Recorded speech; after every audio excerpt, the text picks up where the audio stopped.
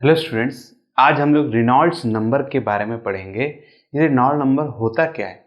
तो Reynold number ये बताता है कि अगर कोई पाइप लिया जाए, उसमें से कोई पानी को अगर या फिर कोई फ्लूइड है उसे फ्लो कराया जा रहा है, तो रेनॉल्ड नंबर ये बताएगा कि जो आपका फ्लो है, लिक्विड का जो फ्लो है, कब वो स्ट्रीमलाइन फ्लो में चला जाएगा और कब वो टर्बुलेंट फ्लो में रहेगा। ये डिफरेंस बताता है कौन? Reynold number.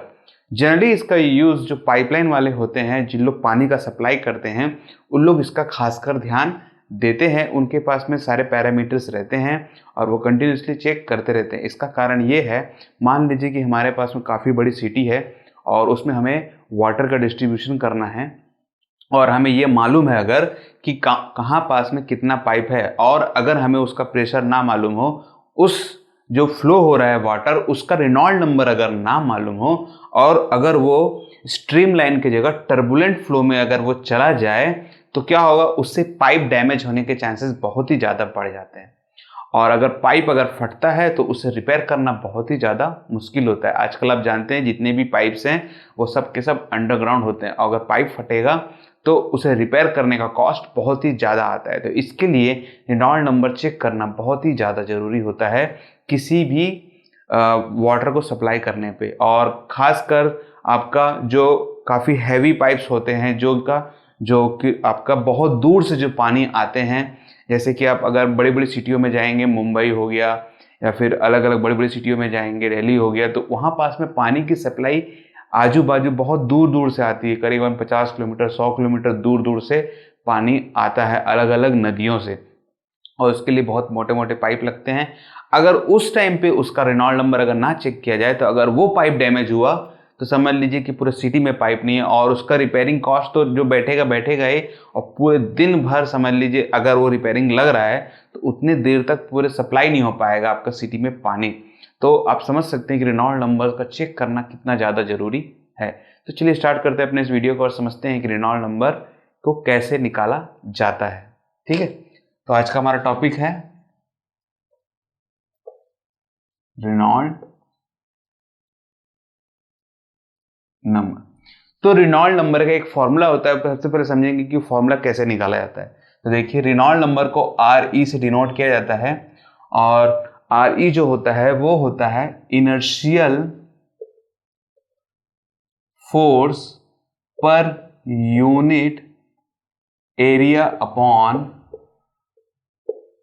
विस्कोसियस force per unit area. मान लीजिए कि हमारे पास में ये पाइप है और इस पाइप में से ये फ्लूइड ऐसे फ्लो हो रहा है। ठीक है, अब ये फ्लूइड जब फ्लो होगा तो इसमें दो चीजें आएंगी। पहला, ये पानी को यहां भेजने के लिए एक इनर्शियल फोर्स लगेगा, वो फोर्स को निकालना पड़ेगा सबसे पहले। वो फोर्स होगा ये वाला। सेकंड, जब ये पानी इसमें से फ्लो होगा तो पानी के समझ लीजिए मॉलिक्यूल्स हैं, तो इसका एक लेयर बनेगा। ठीक है, अब वो जो लेयर बनेगा, हर लेयर एक दूसरे पे एक फोर्स लगाता है कि ठीक है तुम आगे मत बढ़ो, तुम मत बढ़ो। और ये देखिए, ये आपका कम दूरी तक जाएगा, ये ज़्यादा, मतलब इसकी स्पीड स्लो होगी, इसकी स्पीड ज़्यादा, इसकी मैक्सिमम रहेगी। और इसी को बोलते हैं विस्कोसिटी, इसको हम बोलते हैं विस्कोसियस फोर्स। तो हमें विस्कोसियस फोर्स पर यूनिट एरिया के हिसाब से निकालना है। अब एरिया कहाँ है? ये पूरा का पूरा आपका एरिया है। ठीक है, इस एरिया से आपका विस्कोसियस फोर्स निकालना है, दोनों को अलग अलग। ठीक है, ठीक है, दोनों को हम लोग डिटेल में समझेंगे। तो सबसे पहले इनर्शियल फोर्स के बारे में बात करते हैं। इनर्शियल फोर्स सबसे इजी है। इनर्शियल फोर्स मतलब force equal to mass into acceleration upon क्या है? पर यूनिट एरिया, मतलब कि ए। इसको कैपिटल ए से ले लीजिए। अब ये मास कितना होगा, तो पर यूनिट एरिया से कितना मास जाएगा, मतलब अगर हम एक एरिया ले लें ये वाला, तो एट ए सर्टेन टाइम पे इसमें से कितना मास होके जाएगा। तो उसका फॉर्मूला क्या है? मान लीजिए कि ये डेल एम मास गया होगा, तो मास इक्वल टू होता है वॉल्यूम इनटू डेंसिटी होता है। ठीक है, अब ये वॉल्यूम कितना होता है देखिएगा। वेलोसिटी और वॉल्यूम के थोड़ा सा डायग्राम, इसका वैल्यू को थोड़ा सा अलग करिएगा। ठीक है, ये ऐसा वॉल्यूम बना दूंगा और वी के लिए ये वाला सिंबल ले लेंगे। ओके, बहुत लोग इस पे कंफ्यूज रहते हैं, कहाँ पास वेलोसिटी कहाँ पास में वॉल्यूम है। वॉल्यूम क्या होता है? वॉल्यूम होता है एरिया इनटू लेंथ। ठीक है, तो ये एरिया हो गया और यहाँ से ये कितना दूरी तक ये जाएगा जब फोर्स लगेगा पर यूनिट के हिसाब से, यहाँ से यहाँ इतना फ्लो होगा वो, अब वो कितना भी हो सकता है, ठीक है, डेल एक्स। इसके लिए मेरा एक वीडियो है लैमिनर वाला, उस पर विस्कोसिटी का एक वीडियो है, उसको आप जरूर देखिएगा, मैं ऊपर लिंक में डाल दूंगा आई बटन पे, उसको जरूर देख लीजिएगा, उससे आपको ज़्यादा डिटेल में ये मिल जाएगा। डेंसिटी हो गया रो।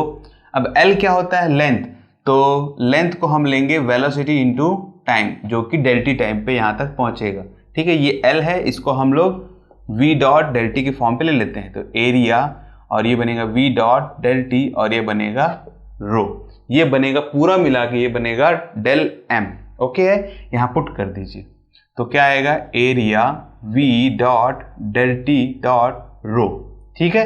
अब आता है ये एक्सेलरेशन, मास इंटू एक्सेलरेशन, ठीक है।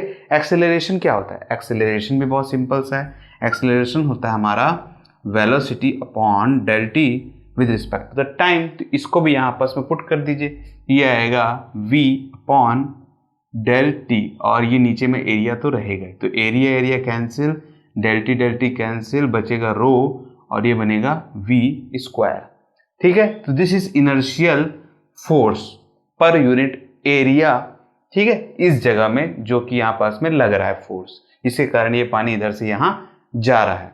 दूसरा, अब ये फ्लूइड के अंदर में विस्कोसिटी है, विस्कोसिटी के कारण विस्कोसियस फोर्स जनरेट होगा। अब विस्कोसिटी का एक फॉर्मूला है, इसके लिए भी आप मेरा विस्कोसिटी वाला जो वीडियो है उसको जरूर देखिएगा, तो आपको ये फॉर्मूला समझ में आएगा कि ये फॉर्मूला कैसे बन रहा है, ठीक है। तो मैं आपको फॉर्मूला बना के दिखाता हूँ, वैसे इसमें कोई बड़ा चीज़ नहीं है। पहले मैं आपको बता देता हूँ विस्कोसिटी का फॉर्मूला क्या होता है। विस्कोसिटी का फॉर्मूला होता है आपका स्ट्रेस अपॉन स्ट्रेन। स्ट्रेस का फॉर्मूला होता है फोर्स अपॉन एरिया, और स्ट्रेन का फॉर्मूला क्या होता है, स्ट्रेन का फॉर्मूला शायद आपको याद होगा, क्या होता है, V अपॉन L। अब ये V अपॉन L कैसे आता है, इसको समझिएगा, बहुत सिंपल सा है। जब यहाँ पास में ये फोर्स लगेगा इस पानी को या ये फ्लूइड को हमारे, ठीक है, तो ये वाटर यहाँ से यहाँ तक जाएगा, तो हमारा बनता है डेल L, डेल L का फ्लो इधर चला जाएगा, ठीक है, और ये L तो यहाँ रहने वाला है, इस L को आप D भी ले सकते हैं, इसको आप D भी ले सकते हैं, ठीक है, ठीक है, तो इसको आप D मान लीजिएगा, ज़्यादा बेटर रहेगा। और ये यहाँ से यहाँ शिफ्ट हुआ, अब ये यहाँ से यहाँ जाने में कितना समय इसको लगेगा, तो देखिए इसको, इस फॉर्मूले को कैसे बनाया जाता है, डेल L यहाँ से यहाँ गया होगा, या डेल D मान सकते हैं इसको आप, del D upon del T समय लगा होगा इसको यहाँ से यहाँ जाने में, ठीक है, डॉट D, और del D upon del T कितना होता है, मतलब change in distance upon with respect to time, तो कितना होता है ये होता है वेलोसिटी, तो इसको हम लिखते हैं v अपॉन डी।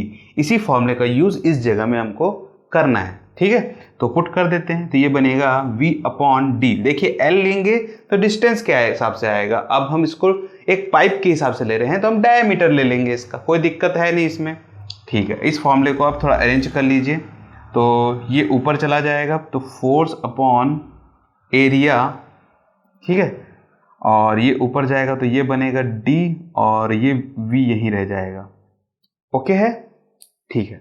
अभी एक चीज़ का याद रखिएगा, ये विस्कोसियस फोर्स पर यूनिट एरिया है, मतलब जो फोर्स रहेगा उसको, उसके नीचे में एक एरिया भी आपको लेना है, जैसा कि यहाँ पास में लिया गया था, ठीक है, उसको हम लोग बाद में देख लेंगे। सबसे पहले इसको अरेंज कर लेते हैं, ये वैल्यू इधर और D नीचे चला जाएगा, तो फोर्स इक्वल टू ये इधर जाएगा, तो ये ईटा एरिया डॉट V, और D आ जाएगा नीचे, और मैं बोला था कि पर यूनिट एरिया के हिसाब से लेना है, तो यहाँ लिख लेता हूँ मैं, पर यूनिट एरिया के हिसाब से लूँगा तो फोर्स बनेगा N rho sorry eta a V upon D dot a cancel, formula हमारा आएगा रो V अपॉन D, ठीक है, एरिया एरिया कैंसिल हो गया, हमारा सिंपल सा फॉर्मूला आ चुका है F का। अब दोनों वैल्यू को आप पुट कर सकते हैं यहाँ पास में, तो हमारा आंसर कितना आएगा, सॉरी हमारा इक्वेशन कितना आएगा, आंसर भी बोल सकते हैं, कोई दिक्कत नहीं है। Initial force per unit area, तो हमारा आएगा रो V स्क्वायर, और हमारा विस्कोसियस फोर्स पर यूनिट एरिया कितना आएगा, ईटा V डॉट D, ओके है, ठीक है। इसमें से ये V और ये स्क्वायर कैंसिल, बचेगा रो, फिर उसके बाद बचेगा V, ये बचेगा ईटा, ये इसके नीचे है तो ये उल्टा होकर यहाँ चला जाएगा, तो ये बनेगा D, और this is our Reynold number. बहुत ही सिंपल तरीके से इसको निकाल लेते हैं, ठीक है। शायद ही डेरिवेशन पूछे, पर इसके ऊपर में क्वेश्चंस पूछ सकता है आपको। वैसे तो एनसीईआरटी पे इसका एक आध क्वेश्चन आपको मिलेगा, पर टॉपिक को बहुत ही मतलब सिर्फ बोल दिया गया है कि दिस इज रेनॉल्ड नंबर और इसको कवर नहीं किया है। पर अगर एक बात बोल दिया है कि एनसीईआरटी में कोई ऐसा टॉपिक भी अगर खाली नाम ले ले तो उसका ऊपर में कुछ भी क्वेश्चन पूछ सकता है। एनसीईआरटी का कोई भरोसा नहीं है, ठीक है। मतलब कि आपका नीट और जेईई में आ सकता है, अगर एक बार बस पूछ दे कि हाँ ये है इसमें, तो उसके ऊपर कोई भी क्वेश्चन आता है, इसलिए इस टॉपिक को छोड़ा नहीं जा सकता था। तो आई होप आपको अब ये रेनॉल्ड नंबर क्लियर हो गया होगा कि ये जो वैल्यू है वो कैसे निकाला जाता है। आपको ये भी अब क्लियर हो गया होगा कि रेनॉल्ड नंबर क्या होता है। रेनॉल्ड नंबर क्या होता है? रेनॉल्ड नंबर ये बताता है कि आपका ये जो फ्लो हो रहा है कब वो स्ट्रीम लाइन रहेगा और कब वो टर्बुलेंट रहेगा। तो इसके लिए कुछ वैल्यूज को निकाला गया है, तो वो किन किन चीजों के ऊपर डिपेंड है? सबसे पहले डायमीटर के ऊपर डिपेंड रहेगा, दूसरा वाटर लिक्विड की डेंसिटी और विस्कोसिटी, विस्कोसिटी डेंसिटी एक दूसरे से पता चल जाता है, और थर्ड रहेगा वेलोसिटी, ठीक है। इन सभी का कॉन्फ़िगरेशन से रेनॉल्ड नंबर निकाला जाता है। और उसके बाद कुछ नंबर्स निकाले गए थे रेनॉल्ड नंबर के। वो नंबर्स क्या है देखिए, तो रेनॉल्ड नंबर अगर 0 to 2000 के बीच में अगर आता है, 0 to 2000 के बीच में आता है, तो जो हमारा जो फ्लो है, ठीक है, जो फ्लूइड का फ्लो है वो कैसा रहेगा? वो स्ट्रीम लाइन रहेगा। 0 to 2000 के बीच में अगर नंबर आता है, ठीक है। आप इसमें वेलोसिटी लिक्विड का फ्लूइड का वेलोसिटी को पुट करिए, जिस पाइप से भेज रहे हैं फ्लूइड को उसको पुट करिए, जो फ्लूइड है उसकी विस्कोसिटी आपको मालूम होनी चाहिए, तो डेंसिटी तो आपको मालूम होगा ही, जैसे वाटर ले लेंगे तो आपको डेंसिटी पता होगा इसका, ठीक है। तो अब सब चीज मालूम है तो आप रेनॉल्ड नंबर पता कर सकते हैं। अब देखिए, अब फ्लूइड की विस्कोसिटी और डेंसिटी तो आपको मालूम ही रहेगा, पाइप मालूम ही रहेगा, बस आपको क्या चेंज करना रहता है इस जगह में? वेलोसिटी।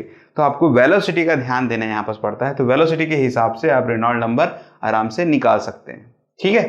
ठीक, तो स्ट्रीम लाइन कितने में आएगा? 0 to 2000 के बीच में आएगा। अब मान लीजिए कि इसकी वेलोसिटी अगर बढ़ गई, मान लीजिए, तो RE की वैल्यू अगर 2000 to 3000 के बीच में आ गया, तो इसका मतलब ये है कि आपका जो ये फ्लूइड का जो फ्लो है, ठीक है, वो अनस्टेबल भी हो सकता है और स्टेबल भी हो सकता है। मतलब कि स्ट्रीम लाइन भी हो सकता है और टर्बुलेंट फ्लो में भी जा सकता है। ऐसा कोई गारंटी नहीं है कि नहीं जाएगा, जा भी सकता है, नहीं भी जा सकता है। फिर एक और नंबर निकाला गया कि RE की वैल्यू अगर 3000 से ज्यादा आ गई, किससे ज्यादा आ गई?